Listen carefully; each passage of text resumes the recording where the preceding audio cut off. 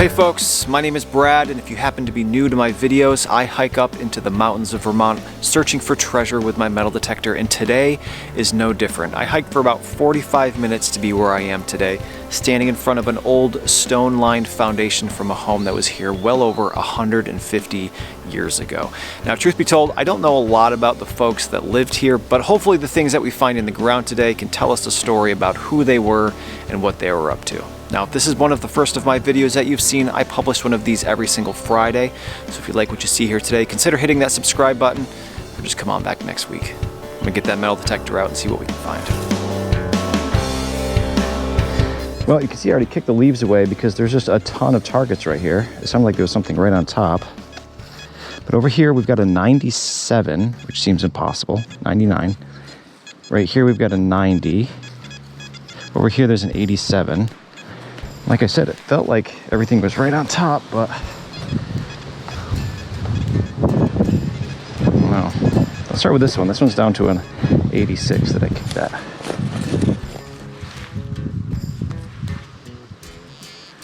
That is a modern penny.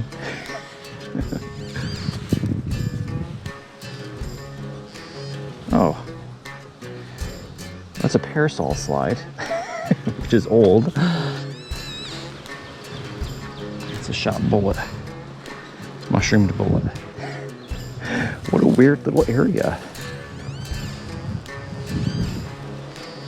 That is an old musket ball. That's it.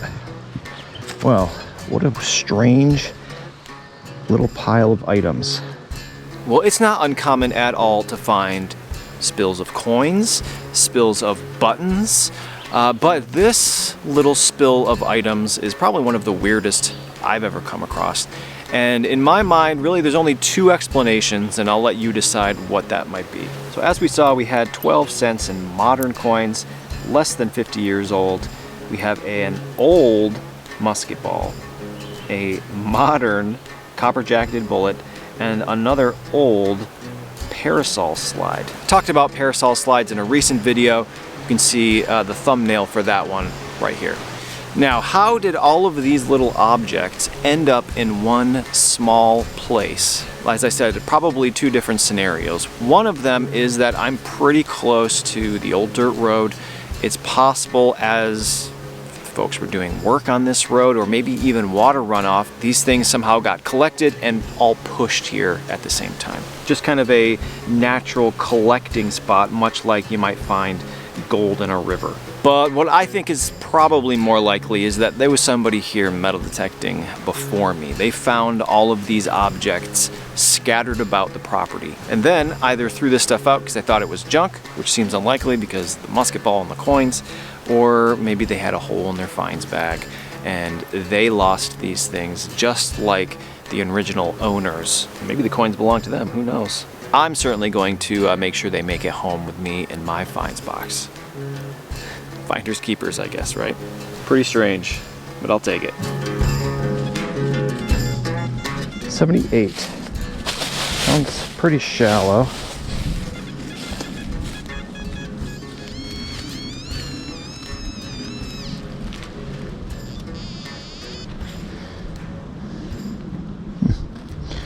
That's a buckle, but unlike one I've ever seen before. Gold plated, I would have assumed it was horse tack. Buckle goes through, pin goes through the hole in the leather. But it is plated gold, so I still assume it was on an animal. Pretty, a pretty animal. Cool. 84.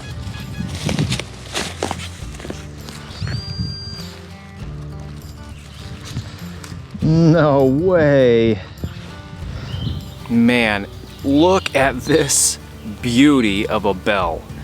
Now, the bells that we typically find up here in the mountains of Vermont usually come in two varieties. We have the round crotal bells, C-R-O-T-A-L bells. Sometimes we call them jingle bells, sleigh bells. But this, get the dirt cleaned out here, is what we call a Conestoga bell because of the shape, the classic bell shape. And because they were oftentimes on Conestoga style wagons. Now this one, unfortunately, the clapper is gone, but the connection up top seems to be there. So we might be able to get this one to ring again. Great shape. It's a nice little appointment around here on the bottom. And the reason that these hold up so well in the ground is because of they're made out of bell metal, a white bronze. It's very, very brittle, makes it sound beautiful, almost no patina on them in the ground for hundreds and hundreds of years. But like I said, they are brittle. They tend to break. Luckily, this one didn't. What a beautiful find. Now this one, because of the size, I'm going to guess this was on a wagon, probably in a string of multiple. And it would have made noise as the wagons come down these very rugged one-lane mountain roads to warn other travelers that there's going to be a holdup while everybody tries to figure out how to get around each other. Fantastic find. These are far more rare than the Crotal Bell counterpart. I probably find the Crotal Bells 10 to 1 compared to these. Pretty rare as far as where I metal detect typically. Beautiful find.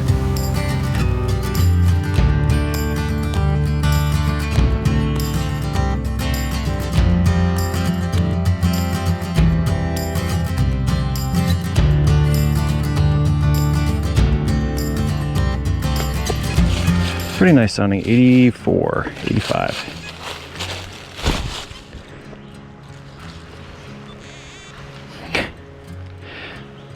Another one of these things. Now, years ago, I found something almost identical to this. I had the research books, I reached out to you folks, and I was never able to pin it down, what exactly it was.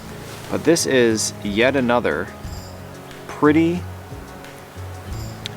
brass handle, for lack of a better word. I'm not sure what else it would be. It's a heavy piece of brass. There's a square piece of iron sticking out this end, and this one happens to be very, very decorative, silver plated. The last one I found had a flower on the end and speculated cane handle, some kind of handle to a household or kitchen gadget of the time, of the 1800s. Whatever it is, I found multiple of them now, so it must have been a fairly common thing to have in the house. This was a farm, this property, but I am right next to the home, quite a ways from the barn. I just noticed there's a little bit of a hole right here as well.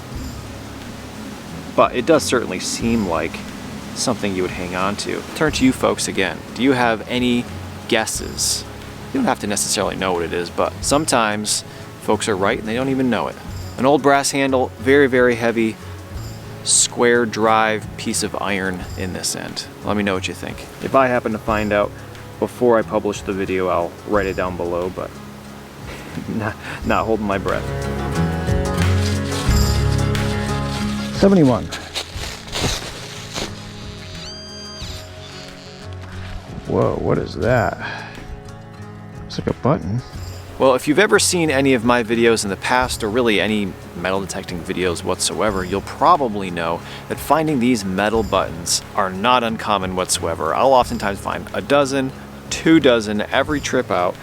These I have already found today, and as you can see, they are just flat buttons. Nothing on them. Totally blank, probably plated in something in the time.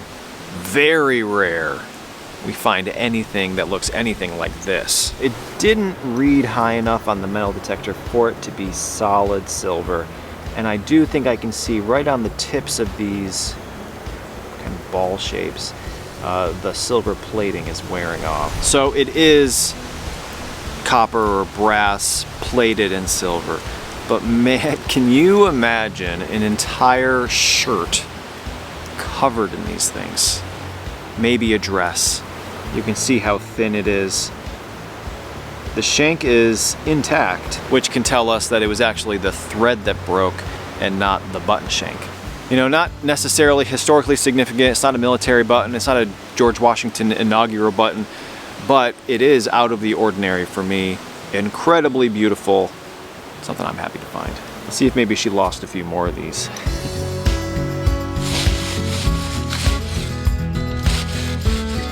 61.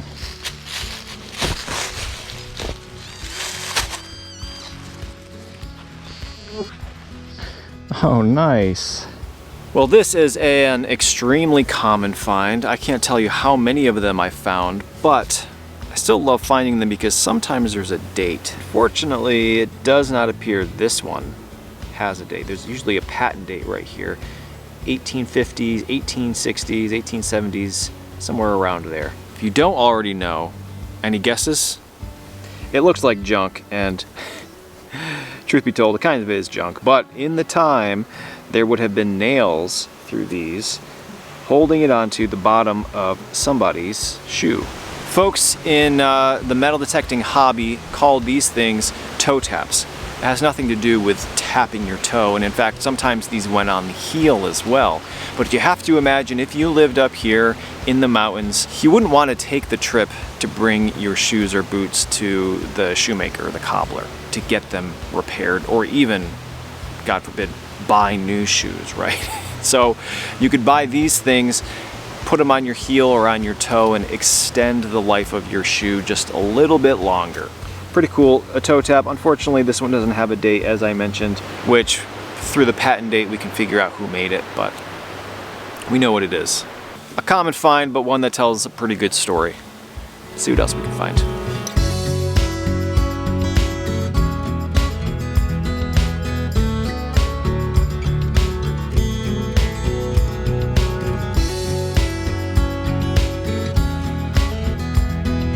Well, as you can probably see, there is some water here, probably just springtime runoff. And it's going to be some messy digging, but I have a beautiful 91 right here. Hopefully whatever it is isn't hurt by the water. Let's see. Get it? Oh no, this is it.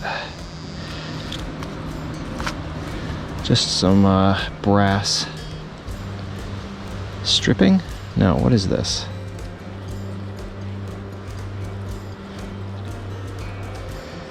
It smells like a swamp. Well, I don't have any idea what this thing is, but it feels like it's not junk. At first when I found it, I thought it was just a balled up piece of copper. But, you know, the more we look at it here, it seems to be ornamental in some way. We have this oblong circle in the middle, cut off edges. I feel like it's way too big to be like a sash buckle, picture frame. I don't have any idea. But like I said, I don't think it's just junk. It was definitely something at some point. It may just be from being in the water for so long, but there's some discoloration here that almost looks like an oil, you know, kind of like rainbowy on this side as well. This might be from heat as well. As far as I can tell, there's no embossing, engraving, nothing like that going on. Not even anything to indicate that there was attachment points, as if it were ever to be a buckle, but it's so thin. I don't know. Let me know your thoughts. Don't think it's junk. Not a treasure either, I don't think. Maybe it is, who knows?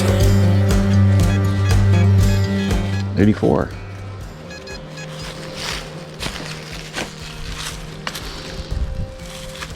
This? I think it's part of, you know, cabinetry of some kind. Something went in there and pivoted in some way. Likely a hinge for a cabinet door, maybe? That's my guess. Let me know what you think. 85, but it's very, very loud. Might be a can.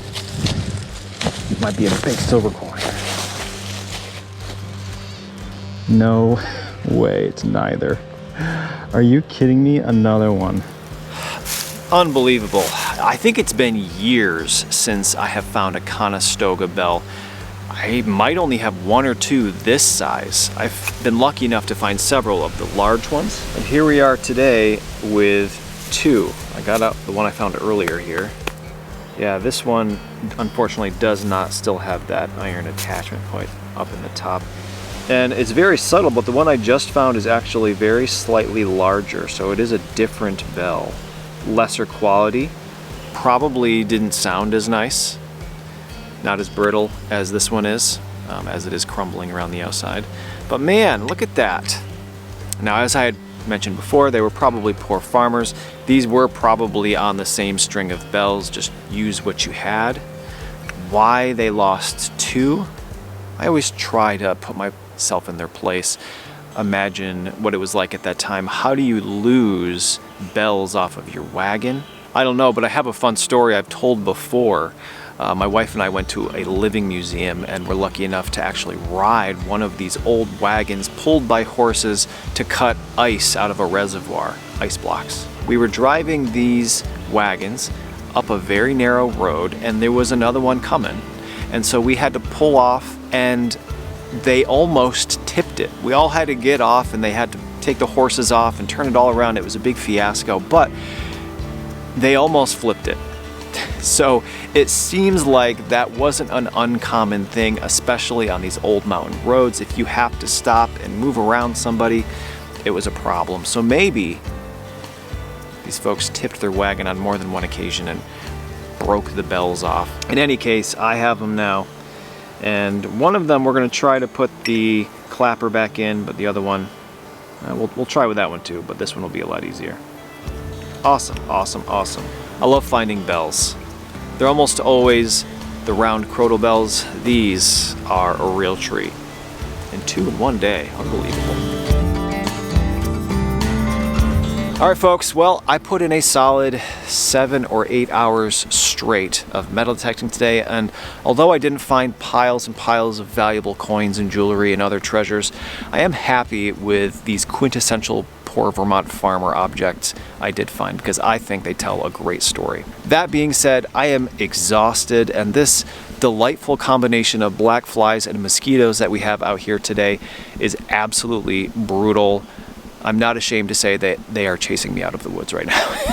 You could probably tell from the GoPro footage that I was wearing a bug net on my head. It helps a little bit, but I'm gonna get out of the woods.